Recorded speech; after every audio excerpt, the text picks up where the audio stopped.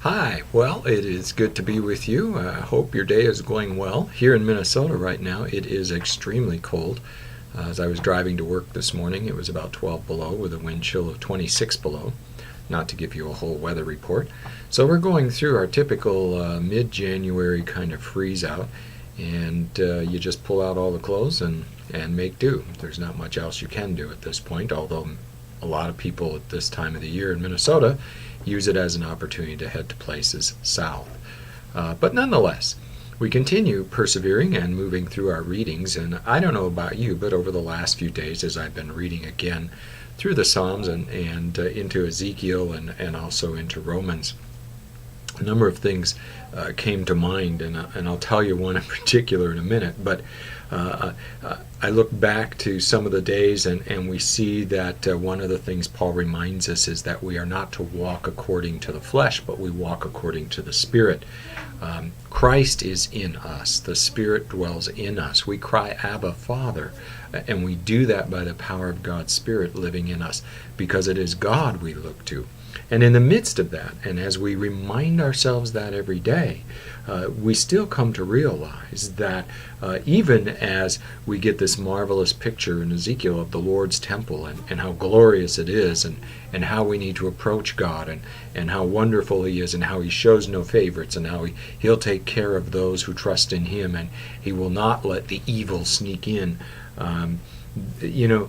We also find out in Romans it says, remember God's glory.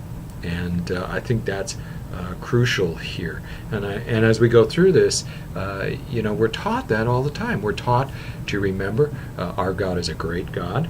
He is all-powerful. Our God reigns, as we were reading our readings. And we look at and see that the day of the Lord is coming. He has promised it will not always be like it is today, that one day He will come in victory. And Christ has come, and we live in the hope of the knowledge of Christ now and also of His coming again to proclaim that final victory. And so all these readings kind of like remind us that what we could not do, God has done. He becomes our righteousness. He took on our sin all the way to the cross and beyond. And you get to a point where you begin to say, yeah, I know that. We hear that every day. But I got to that word, remember God's glory. Sometimes I think we forget. We forget who our God really is as we go about our daily lives. I know I do. I don't trust Him enough. I trust in my own understanding and my own strength and my own plans, and I forget the God I follow. I look around me and I can be depressed by what I see going on in the world around me, and I forget what a great God I have, and that my righteousness and my trust is in Him. And so I think it's crucial that we do remember God's glory. We do remember that our God reigns, and we trust in Him even in difficult days, for we know He has promised the day of the Lord is coming. Which brings me to my story today. I will now admit that every once in a while I do play video games on my computer, and my family got me one a year ago. And unfortunately, if I were 30 years younger, I could see where I could easily become addicted to it. But in my old age, I'll play a few hours here and a few hours there, and I'll set it aside for a couple weeks. I'm sure those who are serious about game playing would find me rather difficult to spend time with and play with, because I am just not that into it. I'm not willing to devote the hours and hours and hours it takes. But I nonetheless played it a little bit this past week and got to a point, I won't even tell you what game it is, but I got to a point where I could not get over and beyond the challenge that was in front of me.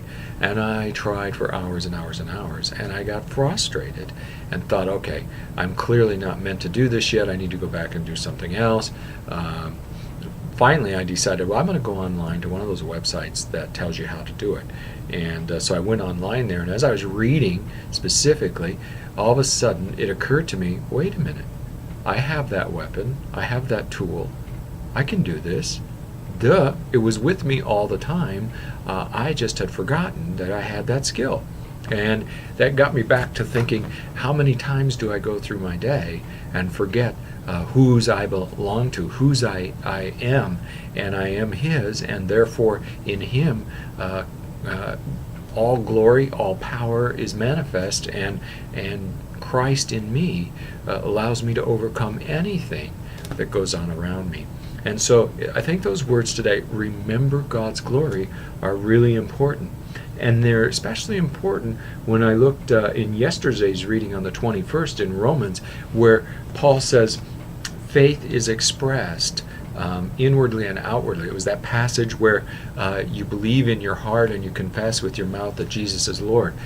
That's how it's a two-part deal expressing the same thing, namely faith.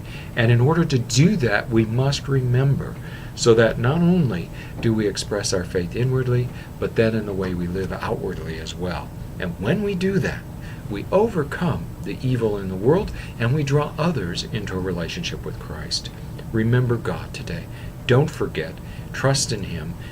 The day of the Lord is coming, and as we do that, we will overcome. We have all we need with us right now in our Lord Jesus Christ. And so with that, I'll leave you for today and look forward to talking with you again in a few days.